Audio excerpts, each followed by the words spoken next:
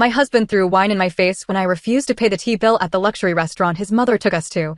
Pay the bill or this ends here, he snapped, while his mother laughed. But what happened next left everyone speechless.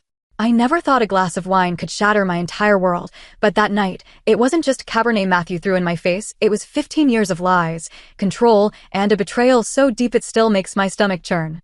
You're embarrassing me, Matthew hissed, his fingers tightening around his wine glass. We were at Lady Jardin, one of Boston's most exclusive restaurants, the kind of place where the air itself felt expensive. His mother, Brooke, sat across from us, her crimson lips twisted into a smirk that just churned my stomach. I took a deep breath, trying to steady myself. After 15 years of marriage, I knew this moment, right here, would define everything. I can't pay for this dinner, Matthew, I told him, my voice as calm as I could make it. You know I've been helping my sister with her medical bills. I don't have $3,000 to spare right now. The truth? I'd been quietly building my escape fund, squirreling away money from my interior design business. Leah's cancer treatments were real, yes, but they weren't consuming all my resources like I'd led Matthew to believe. Each time he demanded I pay for another extravagant dinner or designer suit, I just added more to my hidden savings. Always excuses, Brooke chimed in, swirling her wine. Her voice dripped with that same condescension I'd endured for years. Matthew told me you've been quite successful with your little decorating business. Surely you can treat your mother-in-law to one special dinner. I looked around the restaurant, the other diners in their expensive attire, the soft classical music, the perfectly arranged table settings. Everything about this place screamed old money privilege. Brooke's natural habitat. She had orchestrated this entire evening, knowing exactly what she was doing. I said no. My voice was quiet, but it was firm. The change in Matthew's face was immediate. His carefully maintained facade of sophistication cracked, revealing the raw rage beneath. In one fluid motion, he lifted his glass of Cabernet and threw the contents directly in my face. The wine was cold against my skin, instantly staining my cream-colored blouse crimson. Gasps erupted from nearby tables. Brooke's laugh cut through the shocked silence like a knife. Pay the bill, Matthew demanded, his voice low and menacing, or this marriage ends right here. I reached up slowly, wiping the wine from my eyes. My hands were steady, surprisingly steady. 15 years of diminishment, of financial manipulation, of walking on eggshells. All of it crystallized in this moment. I could smell the wine on my skin, feel it dripping onto my collar, hear the whispers from other diners. But instead of shame, I felt something else rising within me. Clarity. I stood up, my chair scraping against the hardwood floor. You're right about one thing, Matthew. This ends here. I reached into my purse and pulled out my phone. With deliberate movements, I opened my camera app and took a photo of my wine-soaked appearance. Then I started recording. What do you think you're doing? Matthew sputtered, reaching for my phone. I stepped back, keeping the camera trained on him. Creating evidence, I replied, my voice stronger than I'd ever heard it. Would you like to throw something else at me? Perhaps explain to everyone here why you think it's acceptable to assault your wife when she refuses to pay for your mother's extravagant demands. Brooke's smirk vanished. You ungrateful little, Mrs. Harrison. A new voice interrupted. The restaurant's manager had appeared at our table, his expression grave. I'm going to have to ask you and your son to leave immediately. He turned to me. Ma'am, would you like us to call the police? Matthew stood up so quickly his chair toppled backward. You wouldn't dare. I kept recording. Try me. What happened next would change everything. Not just for me, but for the dozens of witnesses in that restaurant, for the legal system that would soon become involved, and for the women who would later tell me my story gave them courage. But in that moment, all I knew was that I had finally found my voice. The wine was still dripping down my neck when I made the call that would start my new life. But first, I had one more thing to say to the man who thought he could break me with a glass of wine and 15 years of control. You know what the funny thing is, Matthew? I've already paid for this dinner. I've been paying for everything for 15 years. My dignity, my freedom, my sense of self. But not anymore. Check your joint account tomorrow. I think you'll find it makes for some interesting reading. The look on his face told me he finally understood. I wasn't just ending our marriage. I was taking back my life. The police officer's name was Andrea Taylor, and she had kind eyes that didn't quite match her stern expression. We sat in a quiet corner of the precinct as she reviewed my statement. The wine on my blouse had dried to a dull burgundy stain. Mrs. Harrison, Rebecca, I corrected her. Just Rebecca Porter. I'm going back to my maiden name. She nodded, making a note. Rebecca, you mentioned this isn't the first incident? My hands tightened around the paper cup of lukewarm coffee they'd given me. Through the precinct windows, I could see dawn breaking over Boston, painting the sky in shades of pink and gold. I hadn't slept, but I felt more awake than I had in years. The wine throwing? That was new, I said. Matthew always preferred less visible methods. Financial control, Emotional manipulation, isolation. Did you know I haven't seen my best friend, Claire, in 3 years? He convinced me she was jealous of our marriage, trying to sabotage it. I believed him. I took a sip of coffee, grimacing at the bitter taste. But the real masterpiece was how he handled money. Every time my design business succeeded, he found ways to drain my accounts. Emergency investments, family obligations, guilt trips about not contributing enough to our future. Meanwhile, his mother orchestrated expensive dinners and vacations that I was expected to fund, all while they both reminded me how lucky I was to be part of their world. Officer Taylor's pen moved steadily across her notepad. And last night, you mentioned something about a joint account? A small smile crossed my face. Yes. That was my insurance policy. You see, 2 years ago, I started documenting everything. Every transaction, every manipulation, every incident. I opened a separate account and began moving small amounts of money. Nothing that would trigger suspicion, just enough to build a safety net. I also kept records of how Matthew used our joint account for personal expenses while claiming business deductions. The IRS would be very interested in those records. That's why you were recording at the restaurant? Partly. But mostly because I knew what would happen when Matthew checked the joint account this morning. Last night, while he was busy trying to intimidate me at the restaurant, my lawyer was executing the paperwork I'd prepared months ago. Every questionable transaction, every tax discrepancy, every piece of evidence, it's all been submitted to the relevant authorities. The officer leaned back, studying me. You've been planning this for a long time. 2 years, 3 months, and 12 days. I set down the coffee cup. That's how long it took me to realize that the shame I felt wasn't mine to carry. It belonged to them. My phone buzzed. Another message from Matthew. I'd received dozens since leaving the restaurant, watching them evolve from threats to pleading to desperate bargaining. I showed Officer Taylor the latest one. Baby, please. We can work this out. I'll get help. Don't destroy everything we've built. What we built, I said quietly, was a prison. It just had very expensive walls. A knock on the door interrupted us. Another officer entered, his expression serious. Miss Porter, we have some visitors who'd like to speak with you. One is Brooke Harrison's lawyer. The other, he hesitated, says she's your sister-in-law, Catherine Harrison. Matthew's sister. My heart skipped a beat. Catherine, or Kate as she preferred, was Matthew's younger sister, the black sheep of the Harrison family. She'd been cut off financially 5 years ago after refusing to participate in what she called their toxic dynasty. I hadn't spoken to her since. Another relationship Matthew had managed to sever. Kate's here. My voice wavered for the first time that night. Officer Taylor watched me carefully. Would you like to speak with them? I stood up, smoothing my wine-stained blouse. Yes, but first, there's something you need to know about the Harrison family business. Something Kate and I are probably the only ones brave enough or stupid enough to tell you. The officer raised an eyebrow. What's that? The real reason Brooke orchestrated that dinner last night. You see, she recently discovered something I've known for months. Her perfect son, my controlling husband, has been embezzling from his own family's foundation. And I have proof of every transaction.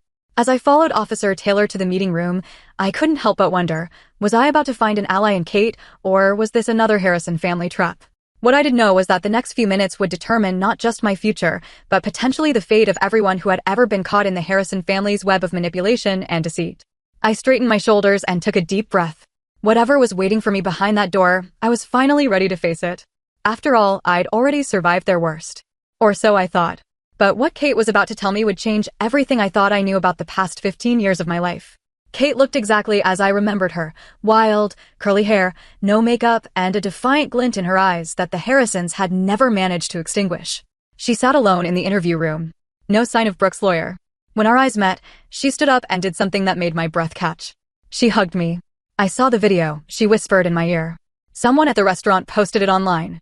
You magnificent, brave woman. I pulled back confused. The lawyer's gone? I told him I needed a moment alone with my sister-in-law first. He's probably calling Brooke right now, warning her that the black sheep has returned. Kate's smile was sharp. We don't have much time. We sat down at the table and Kate pulled out a worn leather notebook. Remember when I was cut off from the family? Everyone thought it was because I refused to join the family business to be another puppet in Brooke's show. That was part of it, but not the whole truth. She opened the notebook, revealing pages of handwritten notes and what looked like financial records. I found something 5 years ago. Something that made Brooke destroy my reputation and Matthew. Well, Matthew chose his side. It's about your design business, Rebecca, and about several other small businesses owned by Harrison family spouses over the past 20 years. My throat went dry. What about them? They were never meant to succeed. In fact, their failure was the point.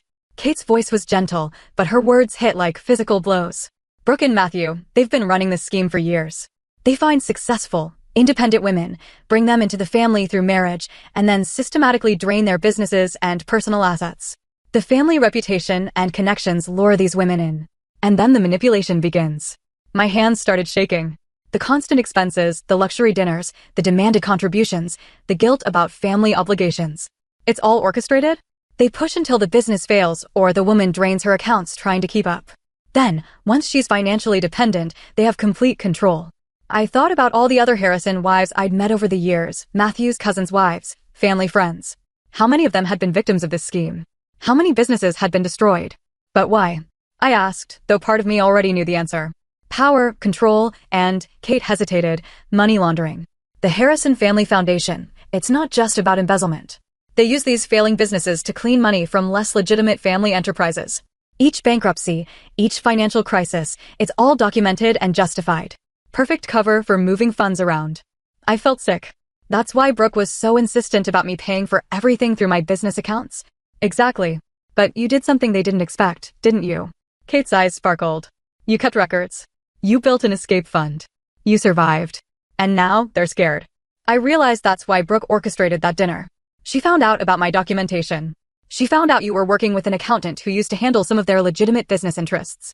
Malcolm Jones. The name hit me like a thunderbolt. Malcolm had approached me 6 months ago, claiming he'd noticed irregularities in how the Harrison family interacted with my business accounts. He'd helped me understand the patterns, gather evidence. A knock on the door made us both jump. Officer Taylor entered, her expression serious. Rebecca, we just got a call from your sister Leah's nurse. There's been an incident at the hospital. My heart stopped. What kind of incident? Someone tried to access her room claiming to be family. When they were denied entry, they became aggressive. Security intervened, but Matthew, Kate, and I said simultaneously. We need to move quickly, Kate said, standing.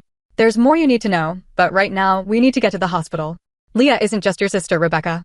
She's a witness. 3 years ago, before her cancer diagnosis, she worked as a bookkeeper for one of the Harrison subsidiary companies. The pieces started falling into place. Leah's sudden illness, the timing of her cancer diagnosis right after she'd left the Harrison company, Matthew's insistence on being involved in her medical care. Oh God, I whispered. They've been monitoring her all this time, haven't they? Using her illness to control me? Kate squeezed my hand. We're going to end this, Rebecca. But first, we need to get to Leah. As we rushed out of the police station, my phone buzzed with a text from an unknown number. The message contained only 4 words, but they made my blood run cold. You should have paid. What waited for us at the hospital would test everything I thought I knew about love, loyalty, and the true price of freedom. But this time, I wasn't facing it alone. The hospital corridor seemed endless as Kate and I ran toward Leah's room, Officer Taylor close behind us. The fluorescent lights cast harsh shadows, making everything feel surreal. My wine-stained blouse drew curious glances from hospital staff, but I barely noticed. All I could think about was my sister. Leah had always been the strong one. Even through her cancer treatments, she'd maintained her quiet dignity, her gentle humor. Now I understood why she'd given me those odd, searching looks whenever Matthew visited her in the hospital. She'd known. She'd known all along. We rounded the corner to her floor and found 2 security guards outside her room. My heart lurched when I saw the disarray in the hallway, a knocked-over cart, scattered medical supplies. But it was the sound coming from Leah's room that made me break into a run. My sister's voice, clear and angry, I told you to get out. I burst into the room and froze. Leah was sitting up in her hospital bed, thin but alert, her headscarf slightly askew. Brooke Harrison stood at the foot of her bed, immaculate in designer clothes that probably cost more than Leah's monthly medical bills. But it was the third person in the room that made my blood run cold, Malcolm Jones, the accountant who'd helped me gather evidence against the Harrisons. He stood beside Brooke, looking nothing like the sympathetic ally who'd guided me through documenting the family's financial abuses. Brooke's voice dripped honey-coated venom. How good of you to join us. We were just having a lovely chat with your sister about old times, about loyalty, about family secrets. Leah's eyes met mine, and I saw a lifetime of unspoken words pass between us. They tried to buy my silence, she said quietly. Again. The first time was 3 years ago, wasn't it? I moved to my sister's side, taking her hand. It was cold. Right before your diagnosis? Malcolm cleared his throat. Miss Porter, perhaps we could discuss this privately. There's been a misunderstanding about certain documents. You mean the documents you helped me collect? I cut him off. Tell me, Malcolm, was that Brooke's idea? Get close to me? Pretend to help me build a case, all while reporting back to the family? Figure out exactly what evidence I had. It's more complicated than that, he started. But Kate's laugh from the doorway cut him off. Is it, Malcolm? Because it seems pretty simple to me. She walked in, Officer Taylor beside her. You helped the family identify threats, then helped neutralize them. How many other wives have you done this to? How many other businesses have you helped destroy? Brooke's composure cracked just slightly. Catherine, still playing detective, I see. Did you tell Rebecca why you really started investigating the family?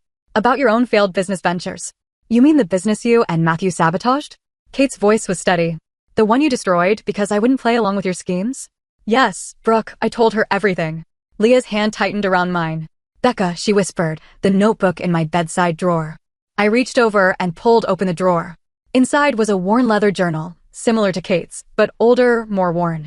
Brooke took a step forward, but Officer Taylor moved to block her path. 3 years ago, Leah said, her voice gaining strength, I found irregularities in the books. Not just in the company I worked for, but patterns across multiple Harrison businesses. I started keeping records. She nodded at the journal. Then I started getting sick. At first, just small things, dizzy spells, fatigue. When I finally got diagnosed. Are you suggesting? Brooke's voice was dangerous. I'm not suggesting anything. Leah met her gaze steadily. I'm stating facts. I kept copies of everything I found.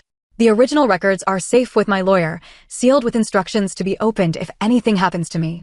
Did you really think I wouldn't protect myself? Protect my sister? Malcolm moved toward the door, but Officer Taylor stepped into his path. Going somewhere? What happened next seemed to unfold in slow motion. Brooke reached into her designer handbag. Kate! Kate shouted a warning. I threw myself in front of Leah's bed, but it wasn't a weapon Brooke pulled out. It was a phone. Matthew. She spoke into it, her voice ice cold. It's time for Plan B. The hospital room's lights flickered, then went out completely.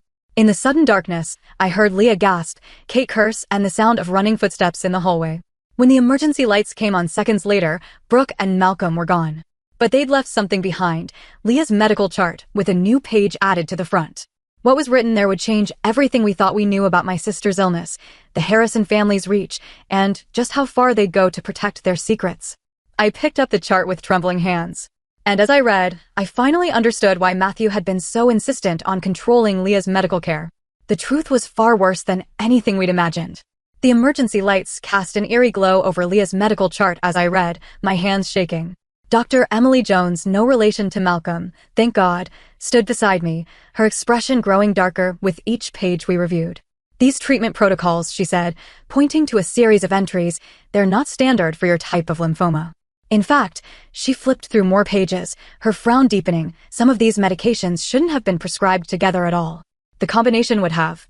She stopped, looking up at Leah with horror. Would have what? I demanded, though part of me already knew. Would have mimicked and exacerbated symptoms of the cancer, Leah finished quietly. Making me sicker while making it look natural. Matthew insisted on using their family doctor for my prescriptions, said it was all covered by their private insurance. She laughed bitterly. I knew something was wrong when I started getting worse after each new medication, but by then I was too weak to fight it. Kate was examining the new page Brooke had left. Look at this. It's a liability waiver, backdated 3 years, with Leah's forged signature. They were covering their tracks, creating a paper trail to protect themselves in case anyone started asking questions. Officer Taylor took photos of every page while speaking quietly into her radio. 2 more officers had arrived and were taking statements from the hospital security guards about Brooke and Malcolm's exit. Your original doctor, Dr. Jones said suddenly, before the Harrison family doctor took over? Do you remember their name? Leah closed her eyes, thinking. Dr. Patel. Anjali Patel. She seemed concerned when I told her I was switching doctors. Tried to warn me about something, but Matthew was there and... She looked at me. That was right after you married him, Becca. I didn't want to cause problems for you. My throat tightened. While I'd been trapped in Matthew's web of financial manipulation, my own sister had been slowly poisoned, and I'd been too blind to see it. The generous offer to cover her medical expenses, his insistence on being involved in her care, the way he'd isolated both of us from our other friends and family. It had all been part of their plan. We need to find Dr. Patel, Kate said firmly. She might have records from before the Harrison doctor took over, something to show Leah's original condition. Already on it, Officer Taylor replied, typing on her phone. And we've got officers. Looking for Brooke and Malcolm. The hospital security cameras caught them leaving in a black SUV heading east. They'll be going to the lake house, I said suddenly. Everyone turned to look at me. The Harrison family lake house in Vermont. It's where they keep their most sensitive documents. Matthew told me once, when he'd had too much to drink, said his father taught him that every family needs a vault. Leah started to speak, but suddenly began coughing violently. Dr. Jones rushed to check her vital signs while I held my sister's hand, feeling more helpless than ever. Your numbers are dangerously low, Dr. Jones said after examining Leah. We need to start counteracting these medications immediately. I'm ordering new blood work and calling in a specialist. I have copies, Leah gasped between coughs. Of everything. Not just the financial records. The original medical reports. She squeezed my hand. In the painting. What painting? Kate asked. The one I gave Becca for her wedding. The lighthouse. Leah's voice was getting weaker. My mind raced back 15 years to my wedding day. Leah had given us a painting of a lighthouse at dawn, one she'd done herself. Matthew had hated it, called it amateurish, but I'd insisted on keeping it. It had hung in my home office ever since, a reminder of my sister's creative spirit. It's hanging in my office, I said. But Matthew is probably at the house by now. Then we need to get there first, Kate declared. Those records could prove everything. The financial fraud, the medical manipulation, all of it. Leah grabbed my arm with surprising strength. Be careful, she whispered. There's something else hidden in that painting. Something I never told anyone about the day their father really died. A new text lit up my phone. A message from Matthew with a photo attached. My heart stopped when I opened it. It was a picture of my home office, the wall where Leah's lighthouse painting hung or used to hang. The photo showed an empty wall with only a nail remaining. Below it, Matthew had written, "Did you really think I didn't know? Come alone to the lake house. Time to finish this." Dr. Jones's voice seemed to come from far away as she announced Leah's test results. What she said next would force me to make an impossible choice: pursue Matthew and the evidence that could bring down the Harrison family, or stay with my sister through what might be her final hours. But Leah made the choice for me. What she said next would change everything and finally reveal the true reason the Harrisons had worked so hard to silence her. Leah's heart monitor beeped steadily as she gripped my hand. Dr. Jones had just administered a new treatment to counteract the harmful medications, but my sister's determination seemed to give her renewed strength. Their father, Richard Harrison, Leah's voice was quiet but clear, didn't die of a heart attack like everyone thinks. I was there that day at the family company. I was working late, going through some files Richard had specifically requested I audit. Kate moved closer, her face pale. I always thought there was something odd about Dad's death. He found something, Leah continued, something big. He called me into his office that evening, showed me documents about offshore accounts, shell companies. Said he had evidence that Brooke and Matthew were embezzling from the family foundation, using it to launder money from other enterprises. He was going to turn them in. My stomach churned. What happened? Brooke happened. She came in during our conversation. I ducked into the adjacent file room when I heard her voice. Richard and I had already learned to be cautious. Through the door's window I saw. Leah paused, taking a shaky breath. I saw her put something in his coffee. He collapsed minutes later. You witnessed our mother murder our father? Kate's voice cracked. I took photos with my phone, got videos of her calmly calling security, playing the grieving wife. I also managed to grab some of the documents Richard had shown me. That's what's hidden in the painting, Becca. Not just company records, but evidence of Richard's murder. Officer Taylor, who had been quietly taking notes, stepped forward. Why didn't you come forward then? Brooke saw me. Not that day, but a week later. Made it very clear what would happen to my sister if I ever spoke up. Then, a few months later, Becca met Matthew. Leah looked at me apologetically. I tried to warn you, but you were so happy. By the time I realized what they were doing to you, they had already started poisoning me, making sure I stayed quiet, using my illness to control both of us. Dr. Jones checked Leah's latest test results. The new treatment is working, but slowly. We need to keep her under close observation for at least 24 hours. My phone buzzed again. Another message from Matthew. 1 hour. Come alone or the painting burns along with everything else you care about. Go, Leah said firmly. I've got Dr. Jones and the police here. Kate can stay with me. You need to end this. It's not safe, Officer Taylor warned. We can send a team to the lake house. No, I said, an idea forming. Matthew expects me to come alone, and that's exactly what I'll do. But first, I need to make a call. I stepped into the hallway and dialed a number I hadn't used in 3 years. It rang twice before a familiar voice answered. Rebecca? Is it really you? Claire. I fought back tears at hearing my best friend's voice. Remember when you told me there was something off about Matthew? About the whole Harrison family? I need your help. You still work for the FBI's Financial Crimes Division, right?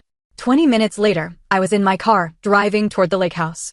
In my rearview mirror, I could see the unmarked vehicles following at a discreet distance. Claire's team coordinating with local law enforcement. My hands were steady on the wheel as I rehearsed the plan in my head. What Matthew didn't know was that while he'd been focused on Leah's painting, he'd missed something far more important. Something I discovered the night before when I'd finally gathered the courage to open the locked drawer in Brooke's antique desk at their main house. The contents of that drawer explained everything, why they'd chosen me, why they'd targeted other successful women over the years, and most importantly, where all the money had really gone. The lake house came into view, its imposing silhouette dark against the setting sun. Matthew's car was parked out front, along with Brooke's SUV. Through the large windows, I could see movement inside. They were waiting for me. I parked and took a deep breath, checking my phone one last time. A message from Kate. Leah is stabilizing. We found Dr. Patel. She's on her way to the hospital with her original records. Go get them, sis. As I walked toward the house, I felt strangely calm. Matthew thought he was drawing me into a trap, but he'd forgotten something crucial about me. Something that Brooke, in all her careful planning, had overlooked. Before I was Matthew's wife, before I was a victim of their schemes, I was Leah Porter's sister. And she hadn't been the only one keeping secrets all these years. I raised my hand to knock, the setting sun casting my shadow long across the porch. What waited for me inside would either be my undoing or my redemption. But first, I had a story to tell Matthew about another hidden painting, one that Brooke never knew existed, but would bring her entire empire crashing down. The lake house door opened before I could knock. Matthew stood there, his usual polished appearance slightly disheveled, his eyes wild. The familiar scent of expensive scotch wafted from him, his father's brand. How fitting. Where is it? I asked calmly, stepping inside. Your sister's amateur painting? He gestured to the living room where the lighthouse piece leaned against the stone fireplace.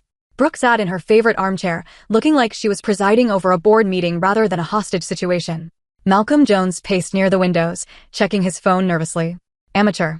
I allowed myself a small smile. That's what you always said. Never even bothered to look closely at it, did you? Too focused on belittling anything that came from my family. Enough games. Brooke snapped. We know Leah hid documents inside it.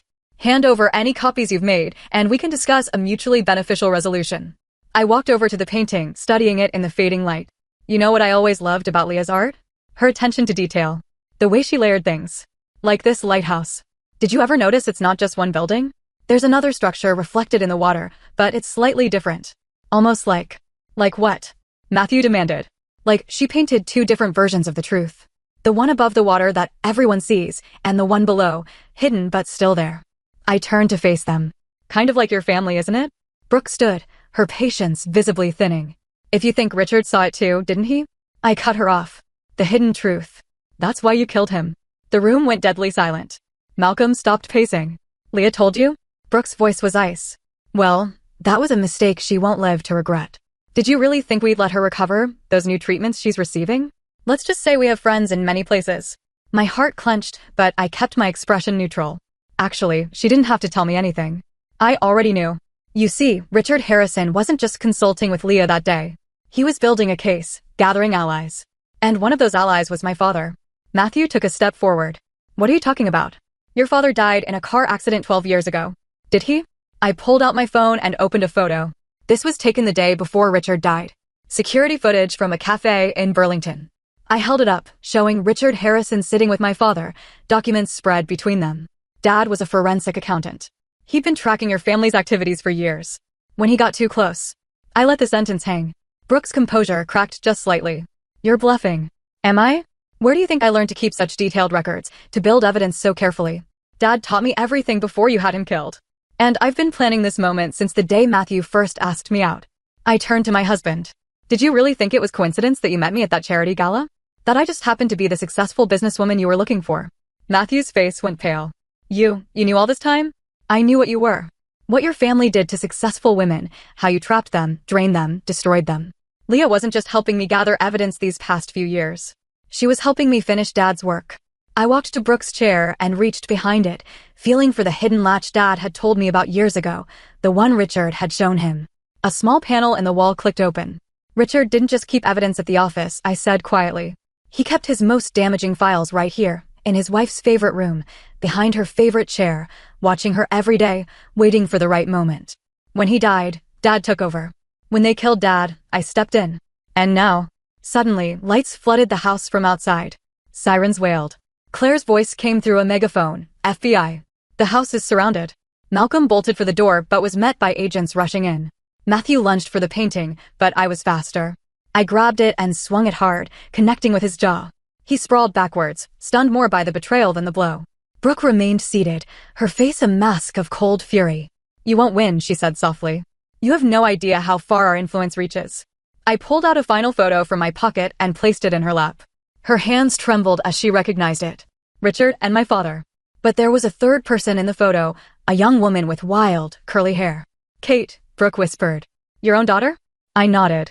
She didn't just start investigating 5 years ago. She's been part of this since the beginning. Everything she did, getting cut off from the family, starting her own business and letting you destroy it, it was all to make you feel safe, to keep you from looking too closely at her real work. As the FBI agents moved in with handcuffs, I picked up Leah's painting. By the way, there aren't any documents hidden in here.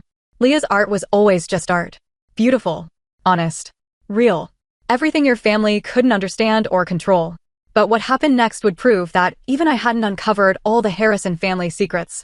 Brooke's last words to me before they took her away would lead to one final revelation. One that would change not just my life, but the lives of every woman the Harrisons had ever victimized. As the FBI agents led Brooke toward the door, she stopped and turned to me. Her perfectly manicured hands were cuffed in front of her, but she maintained her regal posture.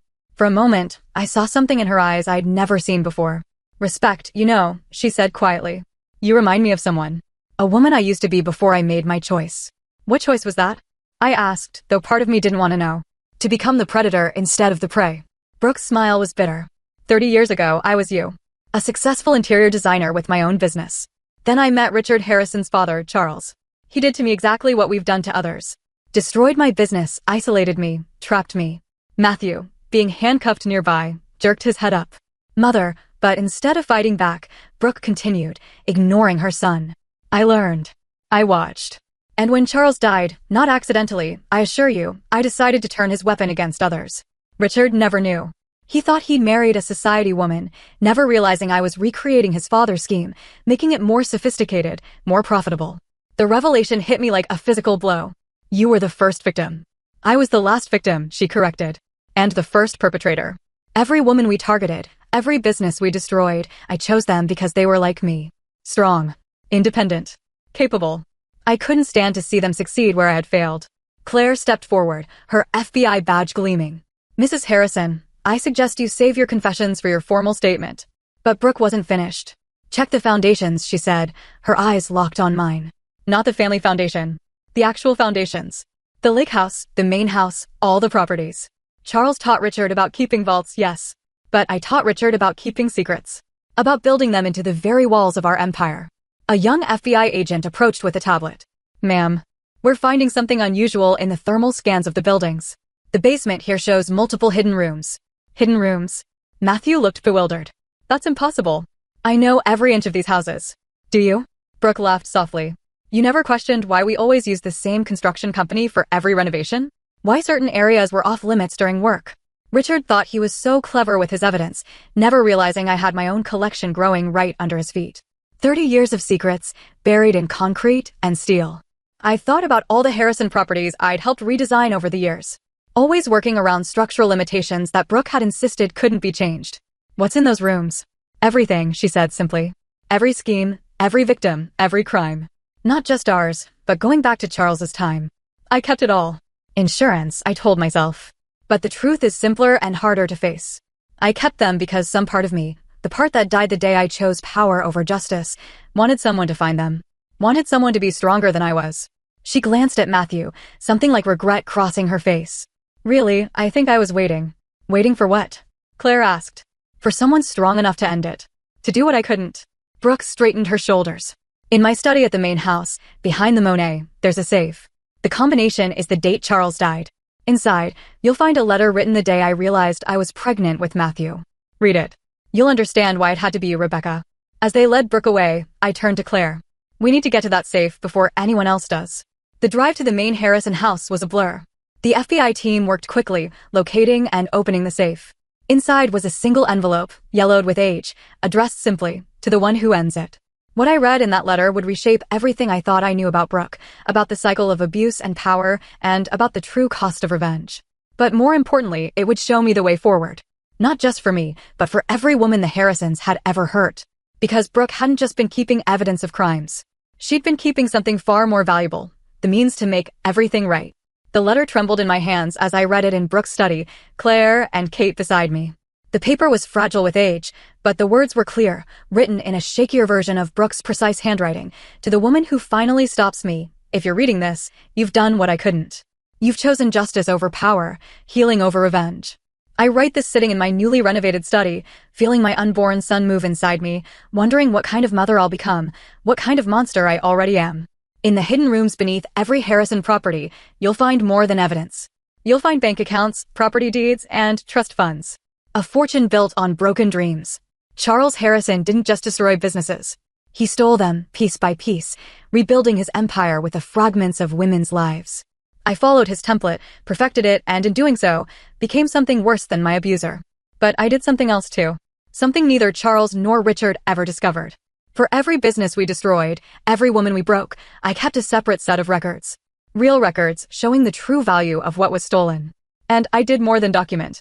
I duplicated every property deed, every account, every asset. I created shadow versions, all legally binding, all hidden away. With this letter, you'll find a key to a safety deposit box at First National Bank. Inside is everything you need to transfer it all back.